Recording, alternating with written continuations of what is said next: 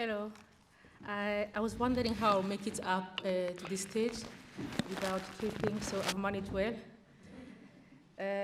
Thank you for having me today, and I just want to extend my thank you to Shulamite, who is the organizer of today's event, and everyone else who has participated. And first of all, let me tell you all that I am a French-speaking person, so if you're struggling with my accent, please bear with me. I've been in Scotland for 19 years. I haven't found anyone yet to teach me how to speak Glaswegian. So if there is any volunteer here, just come forward and I will learn from you. And as Chimuke has said it, I am currently working for the Women's Support Project. I am not sure whether everybody knows what the Women's Support Project does. It's one of the grassroots organizations that was set up back in 1983 when the women's movement was at its peak, and it has established itself as a voluntary organization.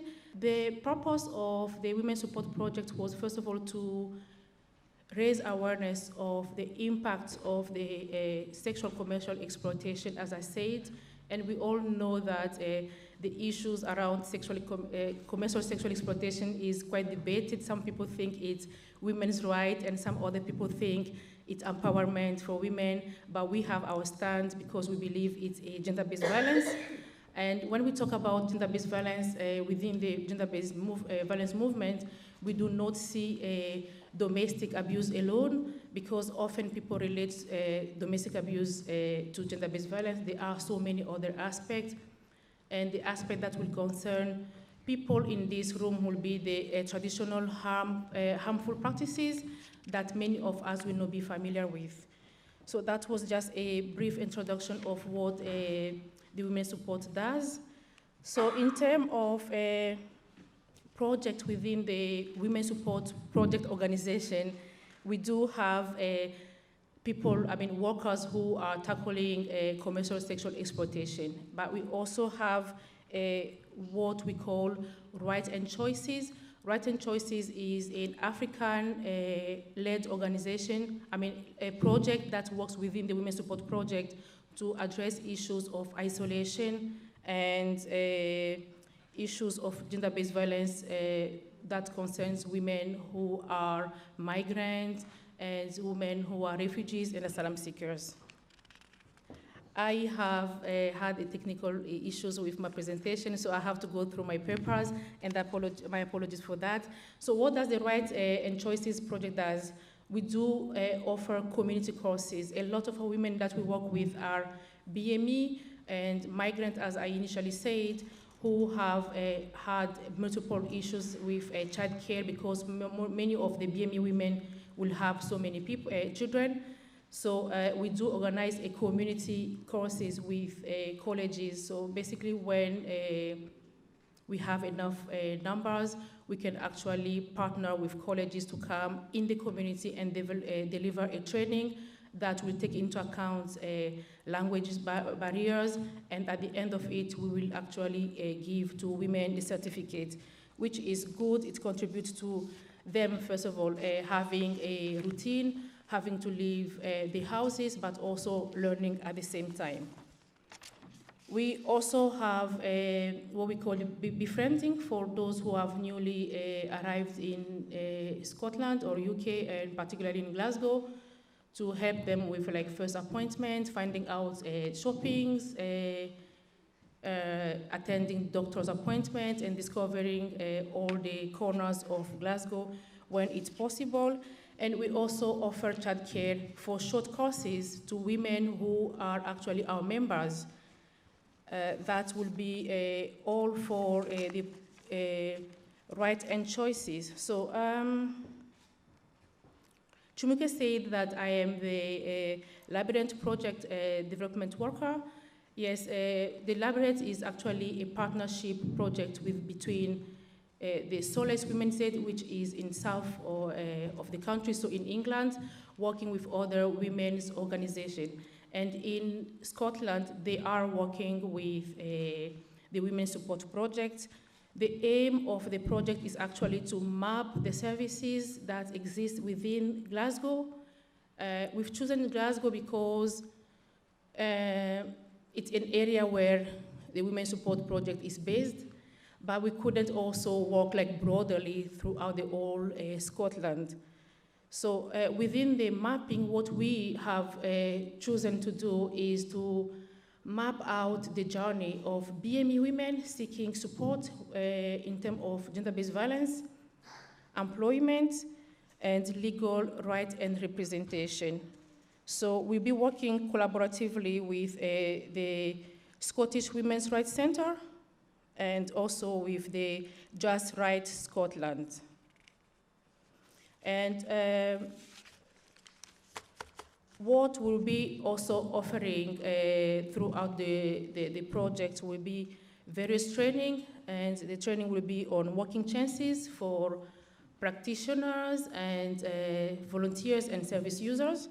We also offer some training on surviving economic abuse, rights of women, and so on. Yes, I was asked to talk briefly about the impact of COVID-19 on BME women who have experienced domestic abuse. So what had emerged from the work that we've been doing within our project is that we first of all had women who are illiterate.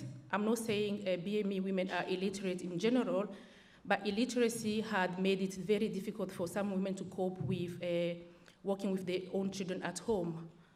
So when we were in lockdown, a lot of women were reverted, or schools were reverted into having kids to learn from home. And I personally had to assist some other women in terms of understanding the homework and the work that they have to do with their children from home. And I think the system has not taken into account that lack of skills and abilities for some of the women that we work with or from the BME community. But IT and computer wasn't the only issue. The other issue was the poverty that was related to it. A lot of families, BME families, didn't know have equipment that was needed in terms of them being able to support their children and themselves as well. But also, they did not know how to use it. We have seen some organizations actually putting in place training to enable women or parents in general to be able to become IT literate, but it was very difficult. So we need to be able to link that with low education attainment, but also with poverty in a long run. So isolation was another major issue that BME women have experienced.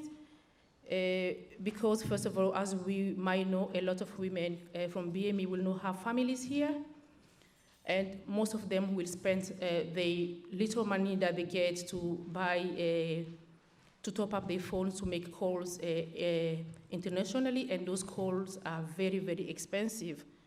And that was also linked to poverty, and we had issues around loneliness. For women who have experienced domestic abuse, we might not be familiar with it. A lot of BME women, when they're experiencing domestic abuse, might be, they will be sent out of the community. By sending out, I mean, they will be rejected from the community perspective. So basically what happened is that when a woman is going through domestic abuse or any form of gender-based violence, going forward is an issue, and when you go forward and you become actually targeted by your own community, and that is a major, major, major issue for women trying to go forward and denouncing the experience of gender-based violence. We have also numbered amongst the difficulties the job loss.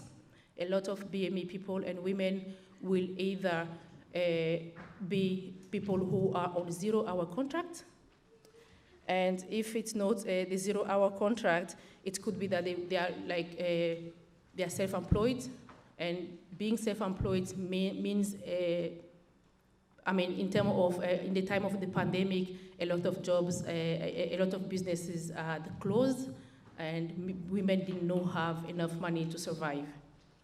So we've mentioned the fact that we were also having poverty and debt, gas and electricity. Women had to make a choice between topping up the gases or electricity or buying food for the children and themselves. Language barrier is a major issue within our community.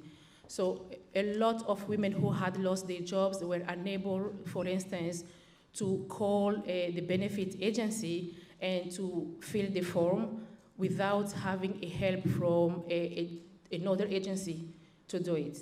And not being in the same, having to meet, not being able to meet with the agencies that were supposed to support them to fill in those forms became an issue for them. Immigration, amongst the difficulties, we also had immigration because we do have a high number of foreign students, EU nationals, who some of them did not have access to public funds, the one that we refer to as a no recourse to public fund. So they were left in mere poverty, depending on other people within the community to assist them. Those were the major barriers. We've mentioned the fact that the domestic abuse or gender-based violence escalated for them because some women found themselves being locked in by the abuser and spending a whole day or the whole time, the period of the lockdown was quite difficult for them because they were spending time in close proximity with the abuser, and that did nothing else than escalating or making the abuse worse. All right, so I'm so sorry. The last point is the mental health.